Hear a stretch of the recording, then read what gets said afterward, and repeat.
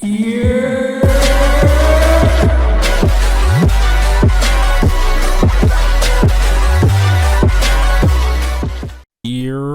What's good, YouTube? Welcome back, everybody. So today what I'm going to be showing you guys is a floating base tutorial, as we've reached our 100 like goal on the last video on the base building guide, and we reached over 350 new subscribers on the channel. I'd like to say I thank you guys. I appreciate everyone, because I know without you guys I couldn't do this. I appreciate it.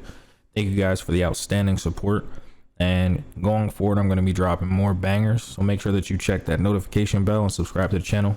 What I will say is, I know some of you guys are not going to agree with me making this video, but in my defense and the defense of my community, all of us are tired of people raiding our bases using glitches such as the logging on and logging off nonsense, people, you know, using pack file manipulation to look through walls, etc, etc. So this is a solution in the meantime to prevent people from raiding your base. I'm sure this will be patched in the future, but for now I recommend using this until they patch some of the, you know, exploits that people are using to get into your base and steal your hard-earned loot. This base actually is impossible to raid currently. You can't break into it, you can't glitch up, you can't phase through the wall, because you can't actually physically contact the actual structure.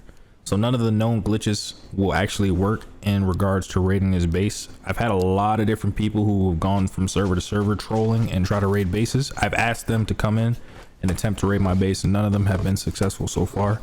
So hopefully this helps you. If it has, make sure to like, comment, and subscribe. Let me know what you guys think down in the comment section below. Without further ado, let's get right into it.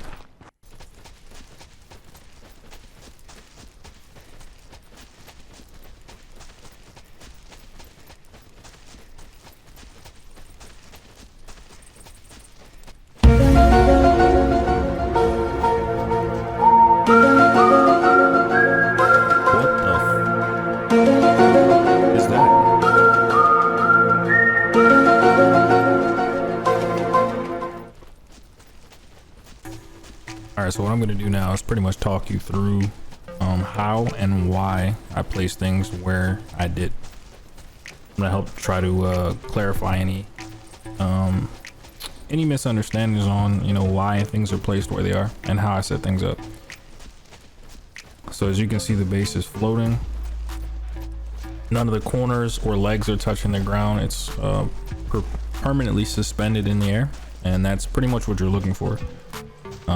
As you can see, the door is on the right hand side, or the side that I'm facing now.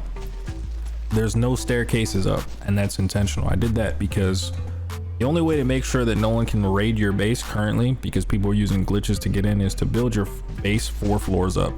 But people can actually get to the roof of your structure by using a glitch. People basically are abusing some of the mechanics with the data recall from logging in and logging out. So to avoid that issue, you place your structure up in the sky and then remove the staircases. That's the easiest way to solve that problem.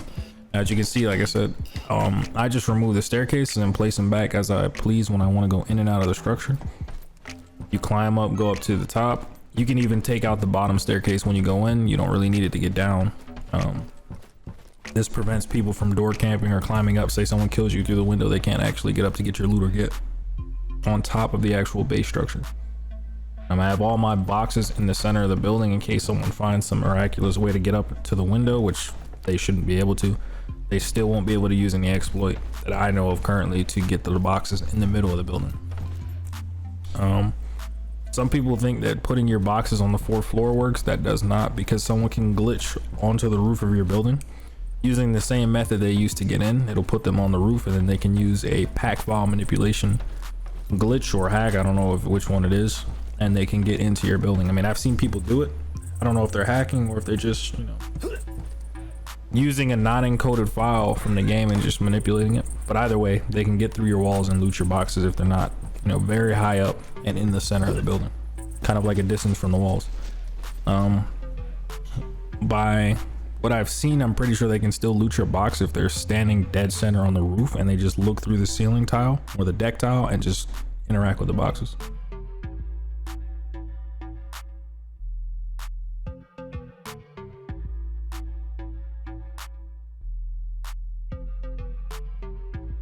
All right, so what I'm going to show you now is just the basic start off. I'm not going to go into a complete super in-depth way to build it. The sky is the limit with the floating bases. You can build any structure the way that you would build it on the ground up in the air. The only thing that you can't do is build towers or gates. The gates will not work. And like I said, what you're going to do is you're going to place one structure down, and then you're going to place another structure on top of it. So one large deck, or not one large deck, but one large scaffold, and then you're going to place another large scaffold on top. Excuse me, missing. I kept falling down, you know, for whatever reason. I couldn't parkour today, so just ignore that. I fall down quite a lot of times in this video. But I'm just going to show you the basic setup to get it started, and then I'm just going to show you, you know, the method that you use to remove it. So all you do is place one large scaffold up top and remove the one underneath. Once you do that, you will permanently suspend the large scaffold in the air. And then, like I said, if you pay attention to the way that I have my current base set up that's floating, I did the exact same design. I placed the large scaffold, another large scaffold on top. Then I placed one small scaffold up along the sides so that I could line up the staircases before removing the other large scaffold from underneath. And then all I have to do to get into my building is place a staircase up the side and then connect it where the door case is, or the door frame is, up above on the highest floor. Now, of course, this is just a landmark, like I said, so that I can actually tell where to attach the staircase when I'm going in and out. That's the only reason for the small scaffolding on the floor. And just like that, I removed the large scaffold on the bottom, and now you have the suspended one in the air. That's the beginning start point for making the floating base. The only difference between the skeleton you see on the left and the skeleton you see on the right is that on the top of the skeleton on the right, I used 4 small scaffolds. I used some of the round corners, and I do use 2 round corners, and I used 2 full square scaffolds to make like a, you know, a box or a building structure on the top. Then you just put a deck on the bottom and a deck on the roof for each one of those, and a doorway, and you're good to go.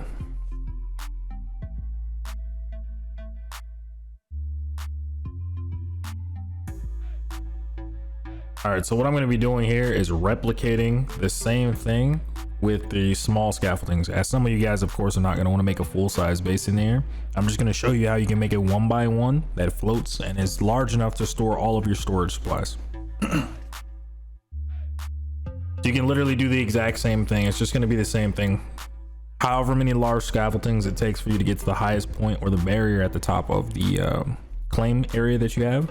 And then when you get up to the top, you just put a wall, a door, etc., etc. Put as many boxes as you want inside.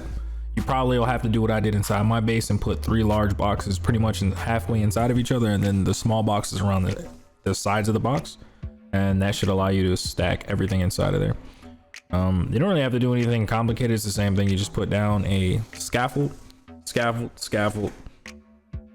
put down a deck, a roof, or 2 decks, 3 walls on the doorway to get in. And the same setup, you do a scaffold on the side to pre-line up the doorway or pre-line up the staircase pathway up, and then you build it and you just remove it, and then you go from there. It's not really too complicated. It's pretty simple to get the basic setup going.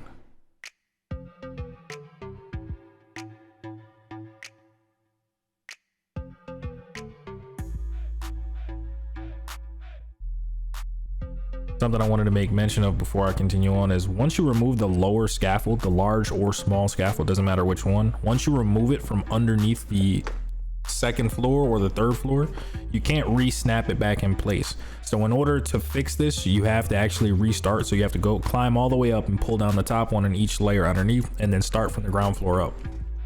So if you're trying to make your entire base 7 feet in the air, however high, what you have to do is you have to make all of the ground level pieces first, even everything out, snap all the pieces together, build it up however many floors, and then remove all the pieces underneath once you're done.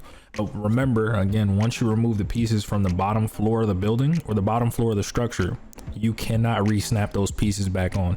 You can only work within the structures that are floating in the air. If you place anything underneath, it'll be a separate structure altogether, and you have to start from scratch. Something to keep in mind is if you clip any of the scaffold structures through each other, you'll actually glitch the entire structure out. So just keep in mind that if you do not want to clip things together, so if you make a mistake, just start over. Don't lazily try to place them and just make it work, because if you do that, you will not be able to remove the structure. So you will be permanently stuck on that claim stake. In order to remove the claim stake, you have to remove every piece off of the scaffold and pick everything up that you've placed down. And again, like I said, if you clip things through each other, you will not be able to remove it. So you will be stuck in that land forever and you won't be able to take down the structure. So keep that in mind.